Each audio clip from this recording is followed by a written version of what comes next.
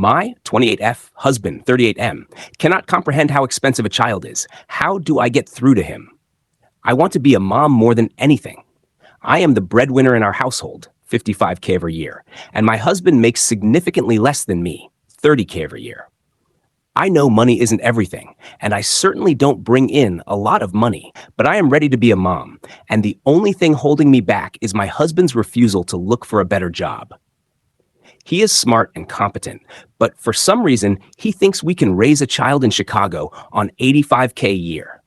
We don't even make enough to have a robust savings account. I feel like our relationship is at a standstill because of this, and my heart really aches because this is the only thing standing in our way. I try to tell him all the time how expensive it is to have a baby here, even in the first year alone, not to mention the additional medical, grocery, and educational costs down the line.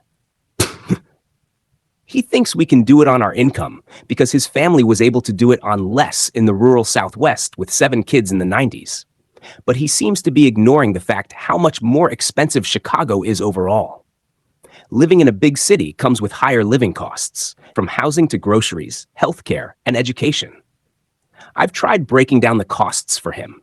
The average rent for a 2-bedroom apartment in a decent neighborhood, the cost of daycare, the rising prices of healthcare and everyday necessities. But every time we discuss it, he seems to brush it off, believing that we can manage somehow. I've done my research and talked to friends who are parents, read articles, and even joined online forums for moms in Chicago. The consensus is clear. Raising a child here is expensive. Just the cost of daycare alone can be upwards of $1,500 a month. Then there's health insurance, which, while partially covered by our jobs, still leaves us with substantial out-of-pocket expenses. Not to mention, I'm worried about the future. What about saving for college? What about emergencies? What if one of us loses our job? We don't have much of a safety net right now, and adding a child to the mix without a stable financial foundation seems irresponsible to me.